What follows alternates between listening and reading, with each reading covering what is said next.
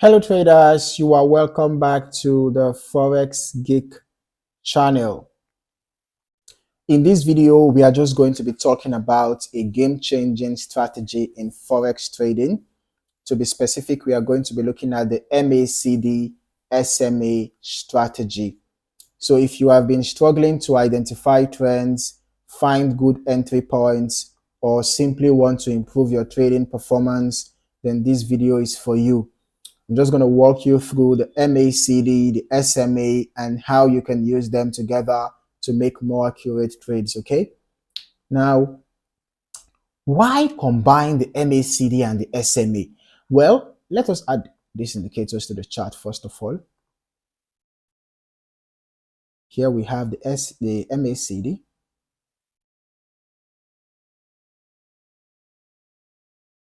And then, okay, the moving average, simple moving average.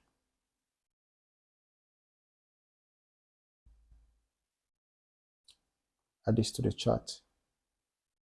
All right. So the MACD is a momentum indicator that helps us identify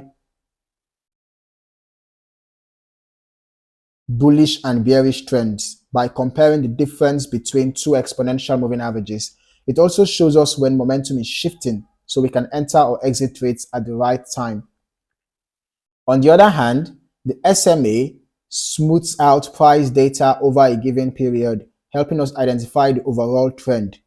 By combining both, we are getting the best of both worlds: momentum and trend confirmation. Okay?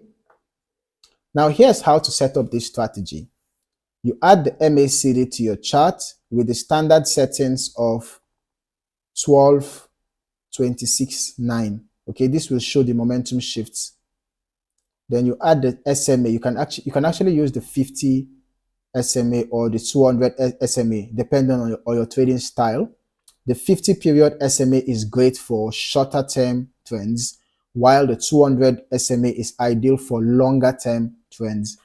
Once you have added these indicators, you'll be ready to start identifying key signals in the market. Now that we have our indicators set up, let us look at the signals, okay? Basically, when you have the MACD line cross above the zero level, it's a bullish signal, indicating that it might be a good time to buy. And when the MACD line crosses below the zero level, it's a bearish signal indicating that it might be a good time to sell. All right. When you have the price above the SMA, it indicates that the market is in an uptrend and we should focus on buy signals. On the other hand, when you have the price below the SMA, it signals that the market is in a downtrend and we should focus on sell signals. All right. Now, to identify entry points for buy trades, you wait for the MACD line to cross above the zero level. Ensure that the price is above the SMA to confirm the trend is bullish. This is a buy signal. All right. Then for sell trades, you wait for the MACD line to drop below the zero level. You ensure that the price is below the SMA to confirm the trend is bearish. This is a sell signal. Okay. You can also use other indicators, like volumes, the volume indicator. You can use candlestick patterns as well for further confirmation of your trade signals. For example, if there is a bullish engulfing pattern,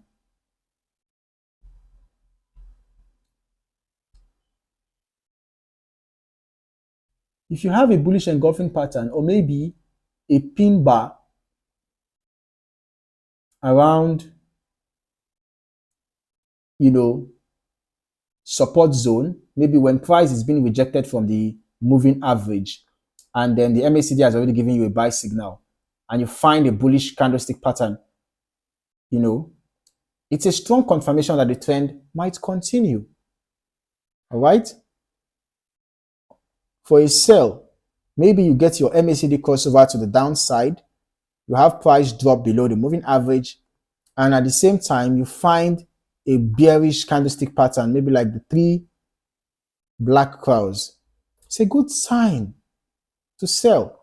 Enter a sell signal. Sorry, you can enter a sell trade, set your stop loss above the recent swing high, and you can target support levels for your take profit. All right.